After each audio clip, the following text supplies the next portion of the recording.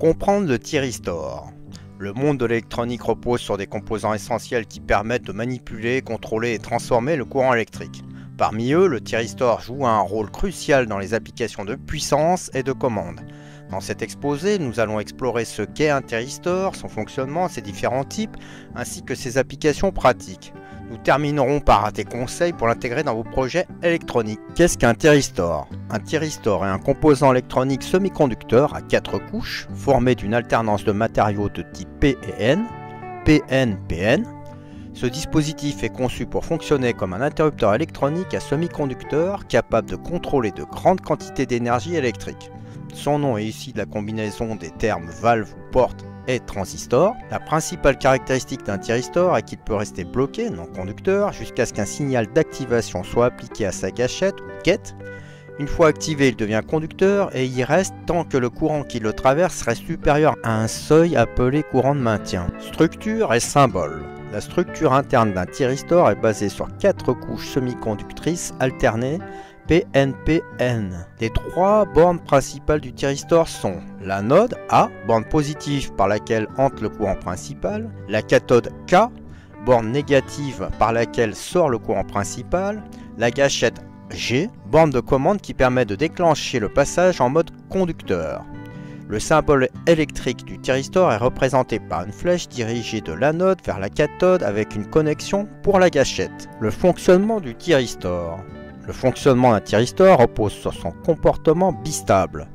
En mode bloqué, lorsque le thyristor est éteint, il agit comme un interrupteur ouvert. Aucune conduction n'a lieu entre l'anode et la cathode. En mode conducteur, lorsque le thyristor reçoit un signal d'activation à sa gâchette, il passe en mode conducteur permettant au courant de circuler de l'anode à la cathode. Pour le retour en mode bloqué. Pour revenir à l'état bloqué, il faut que le courant qui le traverse descende en dessous du courant de maintien. Ce processus peut se produire naturellement dans un courant alternatif lorsque le courant passe par 0. Les types de thyristor. Il existe plusieurs variantes de thyristor pour répondre à différentes applications. Le thyristor classique, Silicon Controlled Rectifier, SCR, c'est le type le plus courant, utilisé pour les applications simples de commutation et de contrôle de puissance. Le diac et le triac. Le diac est un dispositif bidirectionnel sans gâchette souvent utilisé pour amorcer un triac. Le triac est une version bidirectionnelle du thyristor capable de contrôler le courant dans les deux directions. Il est largement utilisé dans les gradateurs de lumière et les contrôles de vitesse des moteurs.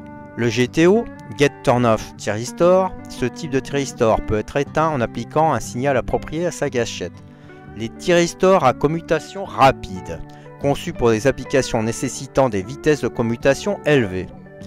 Et enfin les thyristors à électrons piégés, ETO thyristor, une version moderne avec de meilleures performances en termes de contrôle et d'efficacité énergétique. Les applications pour les thyristors. Les thyristors sont utilisés dans une multitude d'applications industrielles et domestiques. Le contrôle de puissance, dans les redresseurs commandés pour convertir l'alternatif en continu. Dans les onduleurs, pour générer de l'alternatif à partir du continu. Il y a aussi les gradateurs de lumière. Les thyristors permettent de régler l'intensité lumineuse en contrôlant la tension appliquée aux lampes.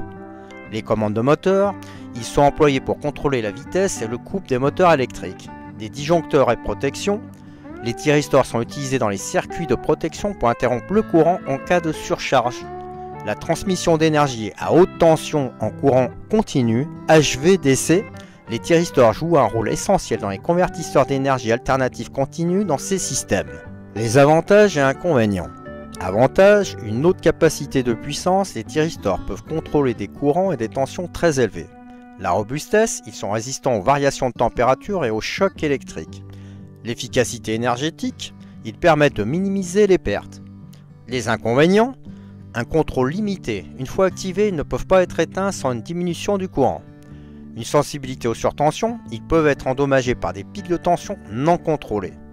Une commutation lente, par rapport à certains transistors modernes, ils sont plus lents. Comment choisir un thyristor? Lors de la sélection d'un thyristor, considérez les paramètres suivants. La tension maximale, assurez-vous que la tension nominale du thyristor est supérieure à la tension de votre circuit. Le courant maximal, le courant nominal doit être supérieur à celui de votre application. Le courant de maintien et de déclenchement. Ces paramètres doivent correspondre à vos besoins de commande. La vitesse de commutation, c'est nécessaire pour les applications à haute fréquence. La température de fonctionnement. Tenez compte de la capacité du thyristor à dissiper correctement la chaleur. Conseil pour l'utilisation des thyristors. Utilisé pour la protection, ajoutez des circuits de protection contre les surtensions, éclateurs, varistances et les surintensités fusibles. Pensez au refroidissement. Utilisez des dissipateurs thermiques pour maintenir la température de fonctionnement dans les limites sécuritaires du thyristor. Usage sur la commande de la gâchette, employez des circuits de commande précis pour garantir un déclenchement fiable. Ajoutez du filtrage. Ajoutez des condensateurs pour réduire les perturbations dans les circuits sensibles. En conclusion, le thyristor est un composant indispensable dans de nombreuses applications électroniques et électriques. Sa capacité à contrôler de grandes puissances en fait un choix privilégié pour les systèmes industriels et domestiques. Cependant, une utilisation correcte et adaptée à chaque situation est essentielle pour exploiter pleinement son potentiel. En comprenant le fonctionnement, les différents types et les paramètres clés des thyristors, vous serez en mesure de concevoir des circuits performants et fiables, que ce soit pour des projets amateurs ou professionnels. Merci d'avoir suivi cette vidéo. Si vous avez aimé, n'hésitez pas à liker et à vous abonner pour en savoir plus sur les technologies qui façonnent notre avenir.